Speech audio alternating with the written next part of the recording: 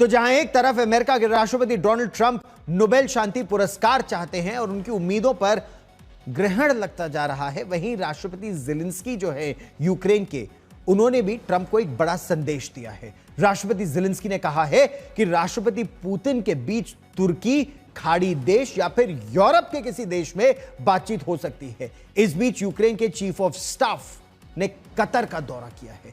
Qatar Ukraine के अलावा रूस से भी लगातार बात कर रहा है।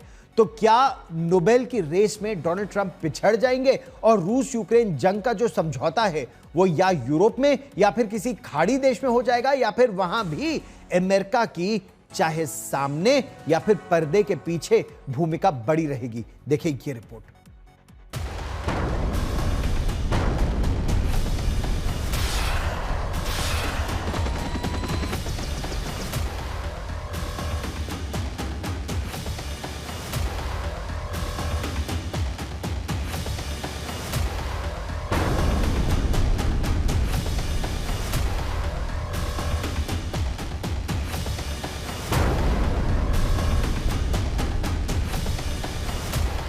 रूस यूक्रेन जंग को रुकवाने के लिए राष्ट्रपति ज़ेलेंस्की सिर्फ ट्रंप के भरोसे नहीं है, उन्होंने कतर के जरिए बातचीत को आगे बढ़ाना शुरू किया है।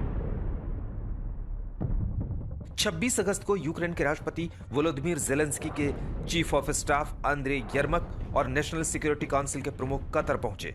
उन्होंने कतर के रक्षा मंत्री से मुलाकात की। इस दौरे का मकसद था खाड़ी देशों से समर्थन जुटाना और रूस के साथ शांति वार्ता के लिए तटस्थ मंच तैयार करना। ज़ेलेंस्की ने अपने संबोधन में कहा, तुर्की, खाड़ी देश या यूरोपीय राष्ट्र पुतिन से उनकी मुलाकात की मेजबानी कर सकते हैं, लेकिन उन्होंने साफ किया कि अब अमेरिका की जिम्मेदारी है कि वो रूस पर दबाव बनाए। कतर वो देश है जो यूक्रेन के अलावा रूस के संपर्क में भी रहता है। कुछ समय पहले राष्ट्रपति व्लादिमीर पुतिन ने भी कतर के अमीर शेख तमीम बिन हमद अल थानी से टेलीफोन पर बातचीत की थी। कतर के अलावा पुतिन के संबंध यूएई से भी बहुत अच्छे हैं। जब अमेरिका पुतिन को अलग थलग करने के लिए पूरी ताकत लगा रहा था, तब यूएई के दौरे पर आए पुतिन का स्वागत शाही अंदाज में किया गया था।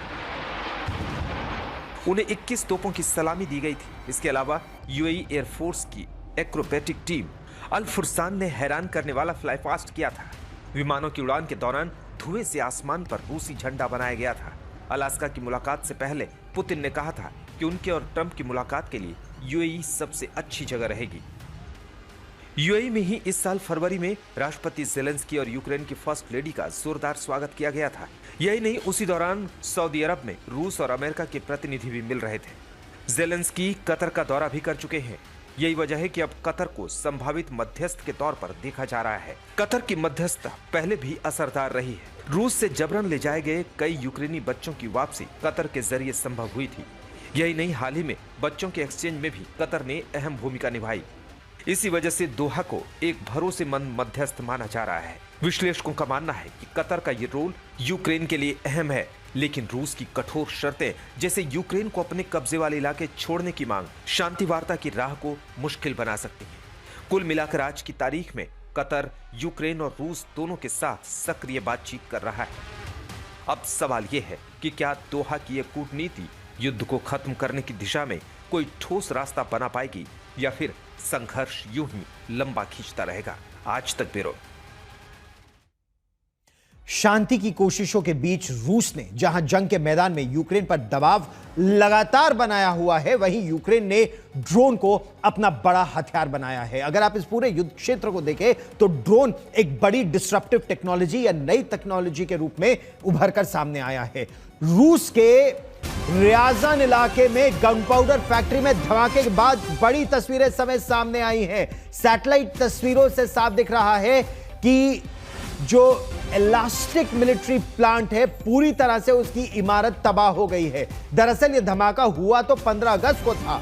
रूस ने आधिकारिक तौर पर 25 मौतों की पुष्टि की थी और यह कहा था कि 158 लोग इसमें जख्मी हो गए थे, लेकिन अब माना यह जा रहा है कि असल आंकड़ा इससे कहीं ज्यादा था।